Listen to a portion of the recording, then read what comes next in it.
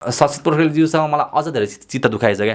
Not because उहाँले केही गलत काम गर्नुभयो अथवा उहाँले गर्दा सस्पेन्ड भयो भन्न खोजेको होइन, तर उहाँ चाहिँ right man at the right place जस्तो लाग्थ्यो क्या मलाई। धेरै आश गरिन्छ, जोसँग धेरै आश गरिन्छ त्यहीसँग नै धेरै निराश भइन्छ क्या। राष्ट्रिय खेलकुद परिषद तपाईँ पनि कुनै पनि रूपमा त्यो दुधका धुलावा टाइप चाहिँ होइन। एन्फा पनि खतम छ, तपाईँहरूले पनि राम्रोसँग मोनिटर गर्नु भएन। एउटै मात्रै क्वेसन क्या मेरो, 3 वर्षसम्म लिग भएन, के हेरेर बस्या त राष्ट्रिय खेलकुद परिषद? अर्ली इलेक्सन गरेपछि मात्रै घैँटामा घाम लाग्यो के हो? तपाईँहरूलाई फुटबलको चिन्ता भएको भए त्यो 3 वर्षमा पनि त हेर्नुहुन्थ्यो होला नि त। लिग नभएको छ, लिग किन गर्नुहोस् भनेर त्यहाँ इन्टरसेप्सन गर्न सकिँदैन थियो? हर्क साम्बाङजीले के भन्नुहुन्छ, शिक्षा मन्त्रीलाई के सोध्नुहुन्छ, नेपालले वर्ल्ड कप कहिले खेल्छ अरे?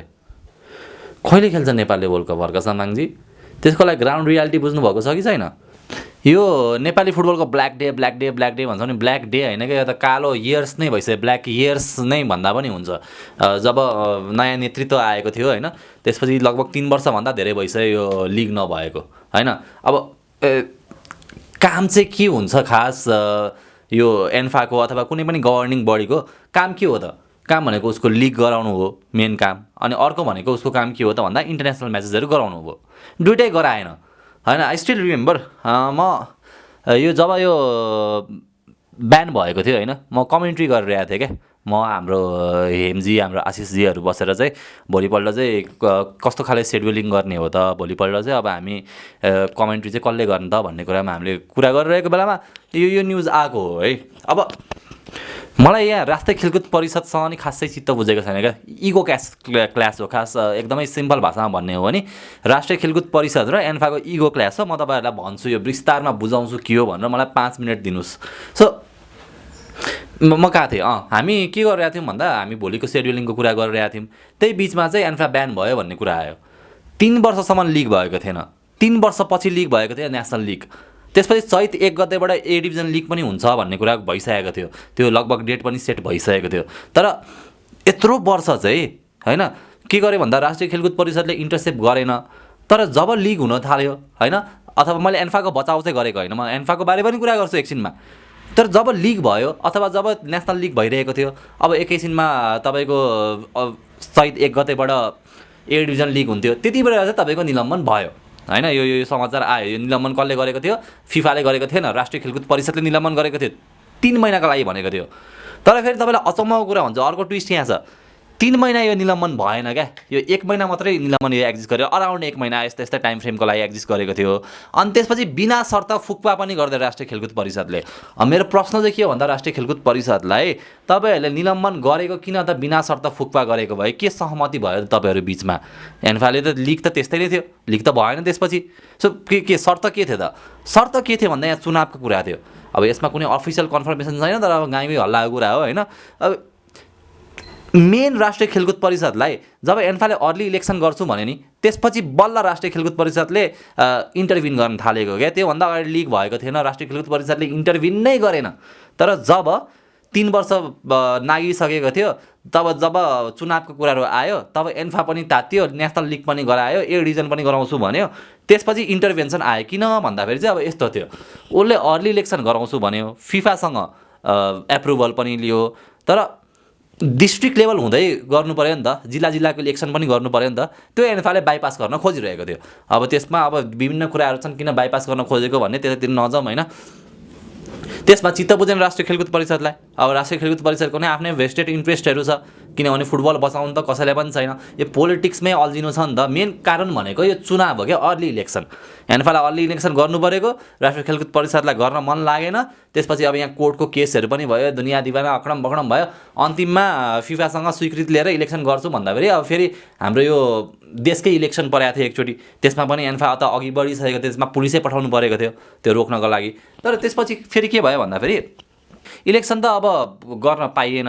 तर के भयो भन्दाखेरि राष्ट्रिय खेलकुद परिषद र एन्फाको चाहिँ इओ क्लास भयो क्या, टसल भयो। त अब ठुलो कि म ठुलो भनेको। अब यसै बिचमा एउटा हङकङको फ्रेन्डली पनि घोषणा गरिदिएको थियो होइन एन्फाले। तर के गर्दै भन्दा राष्ट्रिय खेलकुद परिषदले म स्टेडियम दिएन भन्ने कुरा गरेको थियो एन्फाले। अब स्टेडियम दिएन भन्ने बित्तिकै, त्यो पत्र आउने बित्तिकै राष्ट्रिय खेलकुद परिषदको पनि पत्र आयो फेरि। अनि त्यो पत्रमा चाहिँ के भन्यो भन्दा हामीले दिएको स्टेडियम, तर एन्फाले चाहिँ खै के गरे भन्ने कुराहरू छ। अब एउटाले अर्कालाई दोष दिने काम भयो।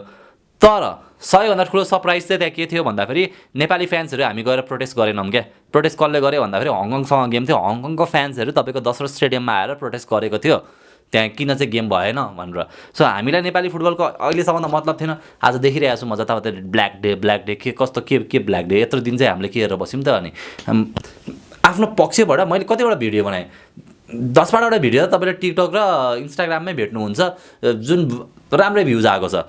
अब बोलेनौँ नि त बोल्नुपर्ने बेलामा होइन। अब ब्यान भएपछि बोलेर के गर्नु। अब यसमा यस्तो छ, फेरि यसमा म तान्न चाहन्छु हाम्रो संस्कृत पोखरेलजीलाई पनि, मन्त्रीज्यू संस्कृत पोखरेलजी पनि हुनुहुन्छ। मैले यो कुनै पनि नयाँ सरकारलाई दोष दिएको होइन, यो कुरा चाहिँ म एकदमै क्लियर गर्न चाहन्छु। मैले नयाँ सरकारलाई दोष दिएको होइन, म दिँदा पनि दिँदैन, किनभने यो 3-4 वर्षदेखि एक्जिस्ट गरेको कुरा एक्कासी नयाँ सरकारले आएर गर्ने कुरा त हुँदैन। तर यो खेलकुदलाई कम प्रायोरिटी चाहिँ दिएकै छ यो सरकारले, अथवा भनौँ हाम्रो माननीय मन्त्रीज्यू संस्कृत पोखरेलज्यू जो चाहिँ शिक्षा मन्त्री पनि हुनुहुन्छ। अभियसली अब शिक्षा मन्त्रीले अलिकति शिक्षातिरै धेरै जानु पनि पर्छ, त्यो एउटा नर्मल कुरा हो, हामीले बुझ्ने कुरा हो। तर यो त थाहा थियो नि त एन्फामा यस्तो भइरहेको छ भनेर। कि त तपाईँहरूले अब ब्यानै गराउन खोजेको हुनु पर्यो होइन, सबै कुरा सुरुदेखि नै सुरु गर्छु म भनेर ब्यान गराउन खोजेको एउटा मास्टर प्लान, मास्टर स्ट्राटेजी छ भने त अब त्यो त अब तपाईँको मास्टर स्ट्रोक भयो। नभए चाहिँ यो कुरालाई चाहिँ ह्यान्डल गर्न सकिन्थ्यो, किनभने पटक यस्तो कुरा गर्दै गइसकेपछि मेन त्यो हुन्छ नि फाइनल नेल इन द कफिन चाहिँ कहिले भयो भन्दाखेरि चाहिँ हाम्रो पङ्कजी र किरणजी चाहिँ युएस जान लाग्नु भएको थियो, युएस हो कि मेक्सिको फिफा वर्ल्ड कप हेर्नको लागि। त्यहाँ चाहिँ रोकिदियो राष्ट्रिय खेलकुद परिषदले। अनि त्यसपछि चाहिँ फिफाले के भन्यो भन्दाखेरि तेस्रो पक्षको हस्तक्षेप भयो। अनि तेस्रो पक्षको हस्तक्षेप भयो जुन यो केसमा चाहिँ अब राष्ट्रिय खेलकुद परिषद थियो, त्यसपछि चाहिँ ब्यान गरिदिएको हो। अब भनौँ न यो ब्यानले होइन कसैलाई पनि घाटा लाग्दैन क्या। घाटा लाग्ने भनेको यस्तो खाले मान्छेलाई हो जो चाहिँ फुटबलमा इन्भल्भ छ होइन, फुटबलमा के गर्छु भनेर आएको छ, खेलाडी कोच होइन, उहाँहरूलाई घाटा लाग्ने हो। पदाधिकारीहरूलाई खासै घाटा लाग्दैन, किनभने उहाँहरू त उम्किहाल्नुहुन्छ।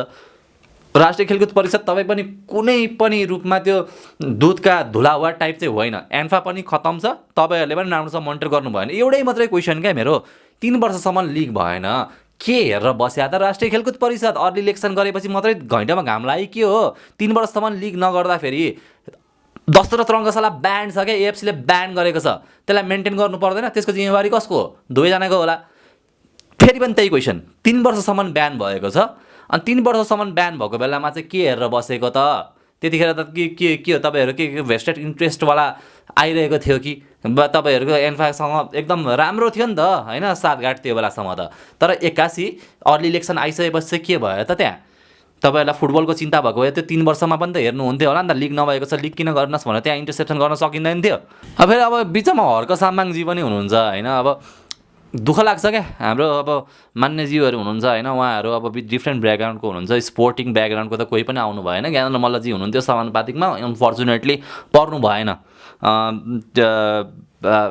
यो हाम्रो राष्ट्रिय स्वतन्त्र पार्टीबाट। अब अनफर्चुनेट भनौँ न स्पोर्टिङ कम्युनिटीलाई, जे स्पोर्टिङ बुझेको मान्छे छैनन् क्या अहिले। खरखर्ती हेर्दा त अस्ति एकजना को हाम्रो एनजिओ खै समथिङ म अहिले झुकिएँ होइन, एकजना माननीयज्यूले चाहिँ फिफा वर्ल्ड कप चाहिँ फ्रीमा देखाउनुपर्छ भन्नुभयो। सुन्दा त मलाई पनि मजा लाग्यो होइन, पैसा त बाँच्छ, तर ब्रोडकास्टिङको हिसाबले त्यो कतिको सही हो भन्ने कुरा हो। ग्राउन्ड नलेज तपाईँहरूलाई छ कि छैन? हर्क साम्बाङजीले के भन्नुहुन्छ, शिक्षा मन्त्रीलाई के सोध्नुहुन्छ, शिक्षा तथा खेलकुद मन्त्रीलाई के सोध्नुहुन्छ भन्दाखेरि चाहिँ नेपालले वर्ल्ड कप कहिले खेल्छ अरे?